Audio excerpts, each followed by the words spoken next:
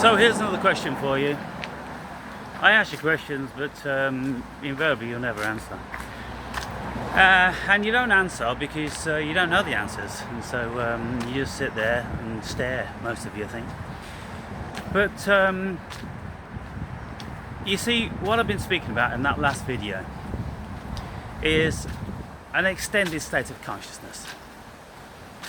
And anyone that's been anyone of bygone days that wanted to impart some wisdom onto the masses, they've been speaking from an extended state of consciousness, because that's the realm of wisdom, people. And they've seen things, their consciousness has experienced things, their consciousness was speaking from a realm of a higher state of knowledge, wisdom and experience. And I'm always using this analogy of concentric circles of consciousness. And I'm going to say it again because it's really, really important. You drop a pebble into a pond, the circles go out, and there's more and more circles the bigger the pond is. Well, those circles pertain to states of consciousness. The most myopic state is the one in the centre. The most broader states are the ones on the outer parameter. And then of course there's all those in between. Now you have to be in one of those outer parameter states of consciousness if you're going to have an overview of the world. If you're going to have an overview of what it is to be a human being. If you are going to have a good understanding of ontology, of metaphysics, of consciousness, and all these different sorts of subject matter. Because if the only circle that you dwell within is one of those very narrow circles near the centre, then you're never going to comprehend any of these things. And that state of consciousness pertains to the ego, people. How many of you could actually say that you have learnt how to think outside of the ego? The ego isn't the be-all and the end. Let me give you a clue. Those of you who have had a spiritual awakening, those of you who have invariably suffered great trauma, because trauma is invariably the catalyst which awakens you into a greater state of consciousness. And if you haven't had that trauma, or if you have looked at that trauma as being a very, very negative thing, then you will still remain firmly trapped within the ego. You have to think very, very differently about trauma if you are going to utilize that blessing to set you free. Because if you don't look at trauma as a positive thing, you will always keep your mind closed down to little me, why me, I'm the victim. But if you look at trauma as an opportunity to think more expansively, then that's then the beginning of your spiritual awakening. Because when you do that, I'm going to ask this guy why he parked his car there. This guy's sitting here. I'm going to ask you an obvious question now. Why do you park it there? Is it not the best spot? Well, you ain't got no double yellows, have you? No parking tickets today. Yeah. Is that from a YouTube channel or something? Yeah. It's an esoteric channel that nobody ever watches, so there's no point in me telling you. Just one guy talking a load of shit. Really? You want to watch it? Okay, here you go. Yes, man. I'll always check this stuff out. Do you want to be on it? He spends all day every day. Oh dear, do you want to be on it briefly? Oh, man, I'll say that. How are you doing then, mate? Not too bad, how are you? Yeah, I'm good, thanks. Didn't expect an intro on the side of the road this morning. No, well, you see, life has all these different sorts of things that it brings to us. So you park your car down there. Yeah. Do you go for a walk over here in these fields? Bit of fresh air or something? Dogging, preferably. Oh, The British tradition, mate. So, I mean, what were you doing? You're looking at your phone? No, don't say that. No, the other guy was. Oh, really? Yeah, come round the bend and he's 3/4 over the Oh, line. you was coming down this way? Yeah. we were coming up this Oh, we were coming up this way. Right. way. to be fair. Right. Yeah, so I had to slow down to get to the tiny gap they left. Well, it doesn't look like there's any damage. It doesn't look like the other side. No, to be fair, the only thing that's happened is the wind mirror's come off. That's about Right. it so far. Okay, cool. Oh. So this channel then, Yeah. Cool, let me have a look. you put in the awakened brave. Straight up. The Awakened Brave, a journey to the self. Yeah. Is that on YouTube, is it? Yeah. Okay, there you have it. Right.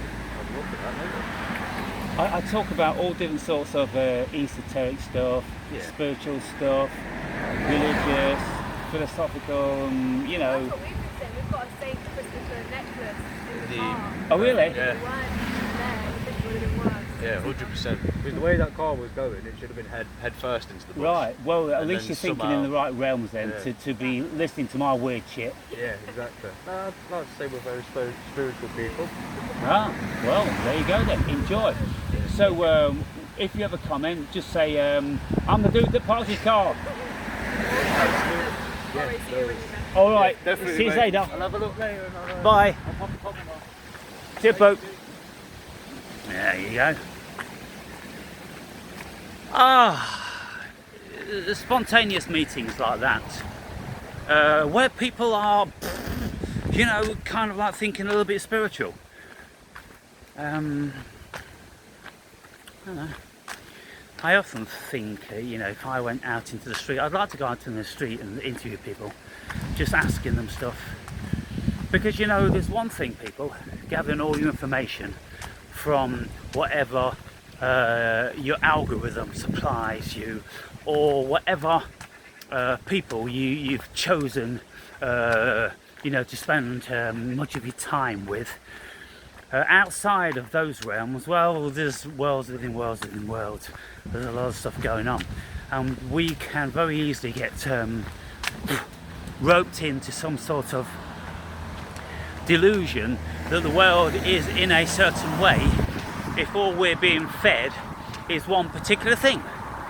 Now, this goes back to the video I was making before, and I was speaking about the dangers of universities these days. They're churning out these leftist, blithering fools, completely indoctrinated into one myopic way of looking at the world. And they don't have any critical thinking. You know, gone are the days when you would go to university to become or nurture your critical thinking ability. Now there's no critical thinking anymore. And Jordan Peterson, you know, talks at length about this. And you know, he should know because he spent 25 years lecturing at university. So, we have to broaden our horizons, people. And I've lost my train of thought now, what I started out by saying in this video. Let me see if I can retrace the thread.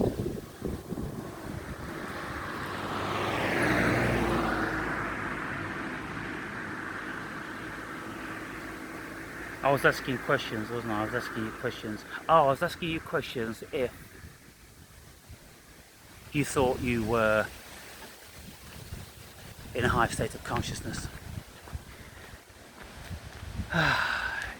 If you are, you'll know absolutely, and you'll be able to state a whole bunch of reasons why you are. You'll be able to instantiate that. If you say, I think I am, no, you're not. You're not. You know, you either know it or you don't. It's like saying, if someone asks you, do you have a PhD? And you go,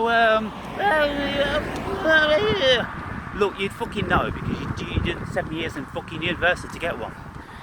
And you know, you wore the silly hat and the fucking robe and all that stuff. So people, there's very few, so you don't have to feel all inhibited and minuscule and all that sort of thing.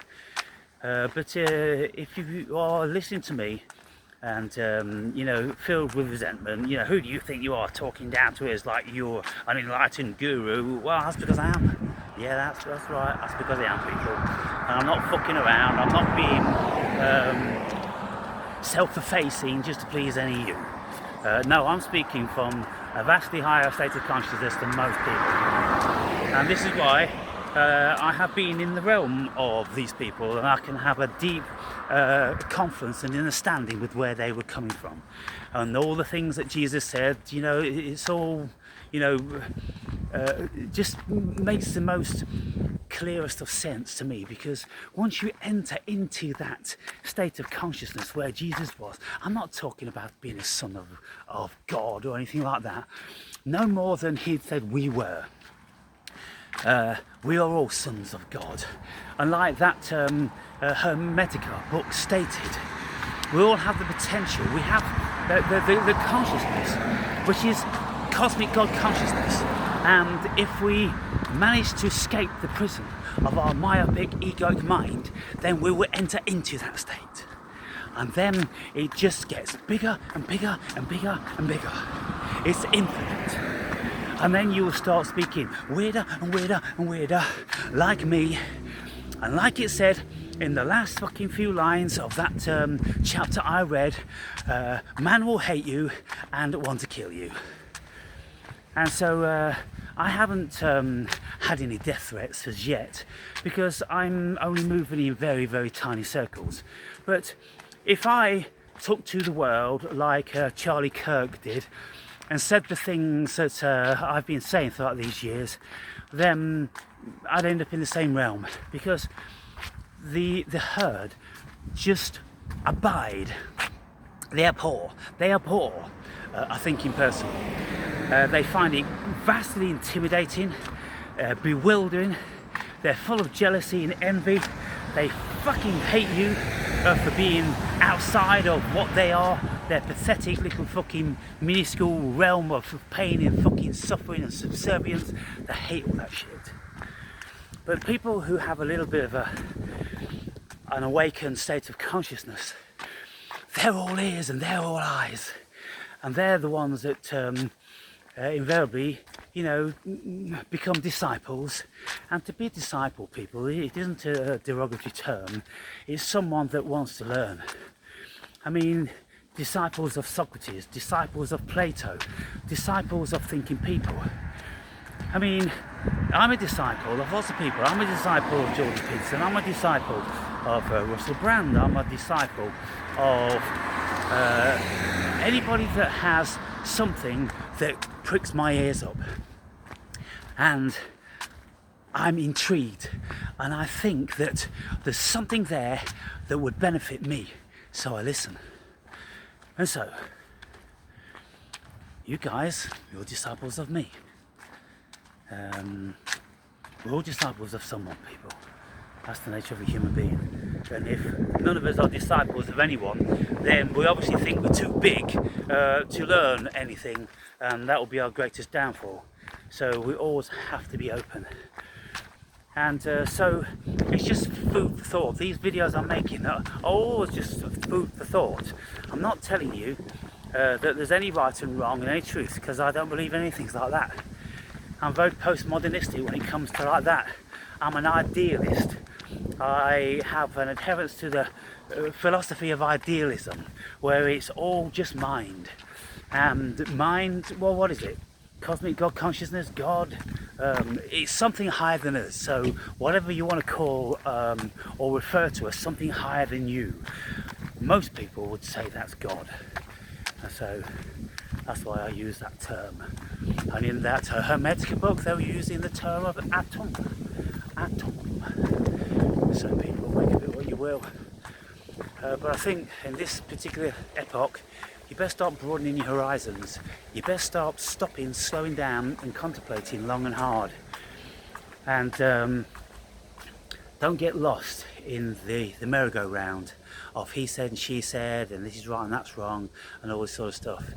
I mean, I'm always reading ancient esoteric books. You have to go back, people. You have to go back beyond this level of chaos to where you can find some sort of semblance of sanity, and then you build up your knowledge bank from there, because the knowledge that you're getting from this at this moment in time on social media, on all those platforms, is fractured. It's fragmented, and it doesn't have any roots. It's just doesn't mean anything. It doesn't mean anything until you get really, really deep into these subject matters.